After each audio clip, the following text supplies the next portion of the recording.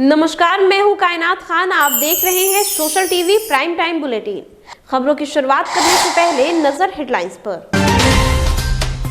उद्योग मंत्री सैयद शहनवाज हुसैन ने उद्यमियों के साथ की बैठक। ऑन द स्पॉट अधिकारी करेंगे ब्याडा की समस्या का समाधान। भ्रष्टाचार का पर्याय बन गया है भागलपुर नगर निगम, फिर आया कूड़ेदान का घोटाला। पार्षद बोले नहीं देंगे लूट में छूट। पटना के युवक की सुल्तानगंज गंगा घाट में डूबने से हुई मौत। स्थानीय गोताखोर कर रहे हैं शव की तलाश। और बोको हराम वाले बयान पर बिहार कांग्रेस में बवाल। पूर्व युवा प्रदेश अध्यक्ष व विधायक प्रत्याशी ने खुर्शीद पर की कार्रवाई की मांग। अब खबरें विस्तार से। उद्योग के लिए ब्याडा में आने वाली समस्या को लेकर बिहार के उद्योग मंत्री सैयद शहनवाज हुसैन ने समीक्षा भवन में उद्योगपति और अधिकारियों के साथ शुक्रवार को एक बैठक की। बैठक में मंत्री ने उद्योगपतियों की समस्याएं सुनी और उनसे सुझाव मांगे। समस्याएं सुनने के बाद उन्होंने वहां मौजूद अधिकारियों को इसके समाधान का निर्देश दिया। अधिकांश उद्यमों की शिकायत बिजली और बैंक की समस्या को लेकर थी, जिनमें कुछ का हल भी कर दिया गया। मंत्री ने कहा कि ब्याडा में आने वाली समस्याओं का समाधान अब ऑन द स्पॉट होगा, जिसके लिए समय समय पर संवाद का आयोजन किया जाएगा, जहां उद्योगपतियों की समस्या का समाधान अधिकारी करेंगे। बिहार में उद्योग क्षेत्र को बढ़ावा मिले और उद्योग लगाने में कोई परेशानी न हो, इसके लिए सरकार हर संभव प्रयास कर रही है। बैठक में जिलाधिकारी सुब्रत कुमार सेन, उद्योग, बिजली विभाग व बैंक के अधिकारियों के साथ उद्योगपतियों ने भी हिस्सा लिया। संवाद के अंदर ब्याडा की जितनी प्रॉब्लम थी उसको बिजली, बैंक और सारे को हल किया है। ये पहली शुरुआत है बिहार में हुई है कि उद्योग की जितनी समस्या है ऑन द स्पॉट हम उसको हल कर रहे हैं। भ्रष्टाचार का अड्डा बन चुके भागलपुर नगर निगम में एक के बाद एक नए घोटाले सामने आ रहे हैं। ट्रेड लाइसेंस जारी करने के नाम पर घोटाला, लेबर घोटाला, ब्लीचिंग पाउडर और कूड़ेदान की आपूर्ति में घोटाला समेत कई अन्य मामले उजागर हो रहे हैं। यहां तक जिसका नगर निगम से कोई संबंध नहीं था, उसने भी मेयर की मिलीभगत से नगर निगम को लाखों का चूना लगा दिया। इन घोटालों की जांच पूरी नहीं होती है कि एक नया घोटाला सामने आ जाता है। घोटाले की इस फहरिस्त में सफाई में काम आने वाला ठेला है, जिसका आरोप पार्षद मेयर सीमा शाह पर लगा रहे हैं। वार्ड नंबर 21 के पार्षद संजय सिन्हा का आरोप है कि नगर निगम द्वारा 206 ठेला गाड़ी मंगवाया गया है, जिसमें व्यापक पैमाने पर घोटाला किया गया। कमीशन के चक्कर में गुणवत्ता का ख्याल नहीं रखा गया और जो ठेला गाड़ी मंगवाया गया है वह बेकार और चलने लायक नहीं है। ट्राईसाइकिल है, उसका जो चदरा है, उसका जो धूरा है और उसका जो क्वालिटी है, तीनों गड़बड़ है। और हमको लगता है कि ये 2 महीना से 3 महीना तक चलने लगे। आपको मालूम होना चाहिए कि हाल फिलहाल में जेम पोर्टल से कूड़ादान दिया गया था शहर का। शहर में जितने भी नया कूड़ादान लगा है सबका चक्का टूट गया है।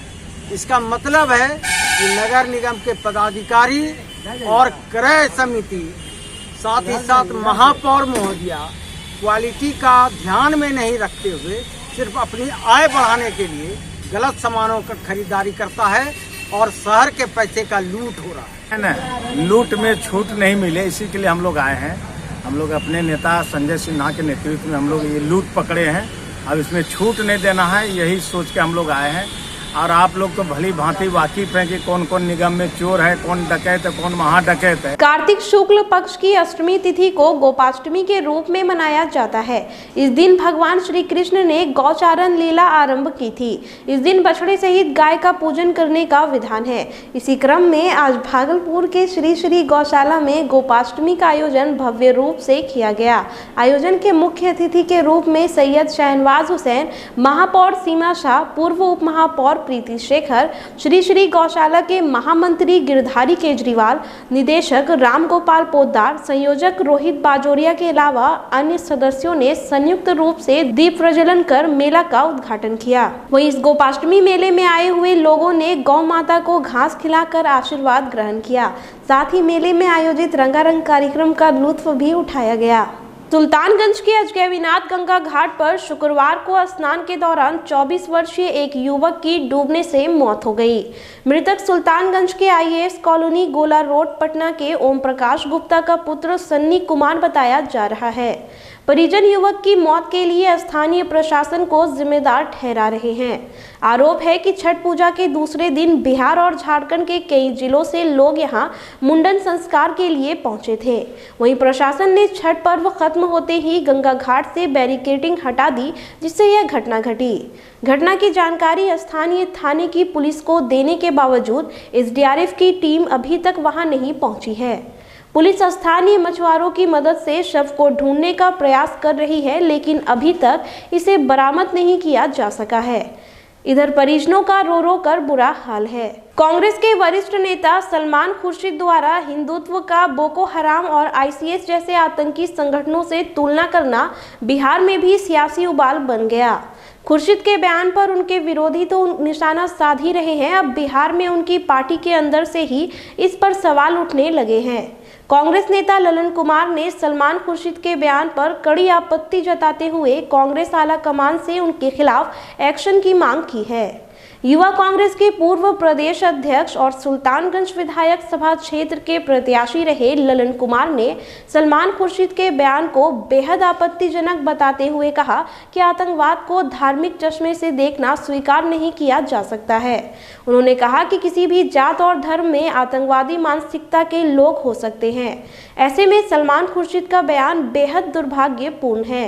हिंदुस्तान में जिस जाति धर्म कौम के व्यक्ति रहते हैं उसमें कोई भी व्यक्ति जात धर्म को मानने वाले आतंकवादी हो सकते हैं। मैं आपको बताना चाहता हूं, स्वर्गीय राजीव गांधी की हत्या हुई, स्वर्गीय इंदिरा गांधी की हत्या हुई, महात्मा गांधी जी की हत्या हुई, पूर्व मुख्यमंत्री बेन सिंह की हत्या हुई। क्या इसको मानने वाले इस्लाम धर्म को मानते थे या हिंदू धर्म को मानते थे या सिख धर्म को मानते थे?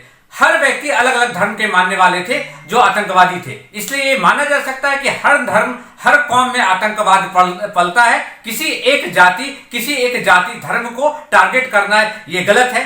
बिजली विभाग के कर्मी राजेश कुमार राय पर हमले के आरोपियों की गिरफ्तारी को लेकर परिजन तथा मोहल्ले वासियों ने शुक्रवार को तिलका मांझी थाने का घेराव किया। मालूम हो कि बुधवार को बरारी के बिजली मिस्त्री राजेश कुमार राय को जवारीपुर में बदमाशों ने रॉड से मारकर घायल कर दिया था। गंभीर अवस्था में घायल राजेश को इलाज के लिए मायागंज अस्पताल में भर्ती कराया गया, जहां से उसे पटना रेफर कर दिया गया। बेहतर इलाज के लिए परिजन उसे सिल्लीगुड़ी लेकर आए, जहां डॉक्टरों ने इलाज के लिए 1 लाख रुपए की मांग की। राजेश के परिजनों ने मायागंज बिजली ऑफिस पहुंचकर अधिकारियों से इलाज के लिए मदद की गुहार लगाई, लेकिन उन्हें आश्वासन देकर वहां से भेज दिया गया। मेरे अंकल रात में 11 बजे लाइट ठीक करने गए थे। वो यहाँ पे परसों रात में 9 तारीख के रात में गए थे, खरना के रात में, और जवाहरीपुर के पास उनको उनके छीना छोरी किया और क्या कहते हैं उनपे एक रड लेके यहाँ पर फाड़ दिया गया है, पूरा मार के घायल के। वो बहुत सीरियस, अभी तक होश नहीं है। सिल्लीगुड़ी में भर्ती है। क्या चाहते क्या है आप सब? हम लोग चाहते हैं सबको मिलके उसका रिस्पॉन्स ले और जो ये घटना घटा है जहाँ पे वहाँ पर खोजा जाए, जो ऐसा गलती किया उसको पकड़ के जेल दे। और बॉलीवुड अभिनेत्री कंगना रनौत की आजादी पर दिए गए बयान के विरोध में इंटक प्रदेश के नेतृत्व में सामाजिक कार्यकर्ताओं ने कचहरी चौक पर कंगना की तस्वीर जलाई। कांग्रेस इंटक प्रदेश के कार्यकारी अध्यक्ष ओम प्रकाश उपाध्याय ने कहा कि कंगना रनौत ने देश के स्वतंत्रता सेनानी के साथ शहीदों को भी अपमानित किया है, जिनके बलिदान से हमें आजादी मिली है। कंगना मानसिक रूप से बीमार हैं, इनसे अविलंब पद्मश्री का पुरस्कार वापस ले लिया जाना चाहिए। उन्होंने अपने बयान को लेकर कंगना रनौत से सार्वजनिक रूप से माफी मांगने की भी मांग की है। कंगना को चाटुकारिता का पाठ पढ़ने के बजाय भारत के वीर जवानों की वीर गाथा का पाठ पढ़ना चाहिए। मौके पर महासचिव मंटू यादव, डॉक्टर आरिफ आजाद, सिकंदर चौधरी, अधिवक्ता शहनवाज खान समेत अन्य लोग मौजूद थे। उनको ये पद्मश्री का पुरस्कार दिया है। साथियों, कंगना रनावत ने ये हमारे महापुरुषों को ही नहीं बल्कि पूरे देश को ये कलंकित करने का काम किया, जिसको कांग्रेस पार्टी कभी भी बर्दाश्त नहीं करेगी। और प्रधानमंत्री जी से आग्रह करते हैं कि इनका जो पद्मश्री पुरस्कार है वापस लिया जाए। सुल्तानगंज के आदर्श नगर में गुरुवार की देर शाम 35 वर्षीय पेट्रोल पंप कर्मी ध्रुव बिंद की गोली मारकर हत्या कर दी गई। पुलिस ने ध्रुव बिंद की लाश आदर्श नगर के नवीन कुमार निराला के आवासीय परिसर से बरामद की है। डीएसपी डॉक्टर गौरव कुमार ने बताया कि ध्रुव बिंद को एक कमरे से बरामद कर उसे रेफरल अस्पताल भेजा गया, जहां डॉक्टरों ने उसे मृत घोषित कर दिया। इधर ध्रुव बिंद की हत्या की सूचना पर परिजनों में सन्नाटा पसर गया। ध्रुव के भाई संजीव कुमार ने बताया कि गुरुवार की रात ध्रुव नवीन के घर गया था। नहीं लौटने पर संपर्क करने की कोशिश की गई, लेकिन बात नहीं हो सकी।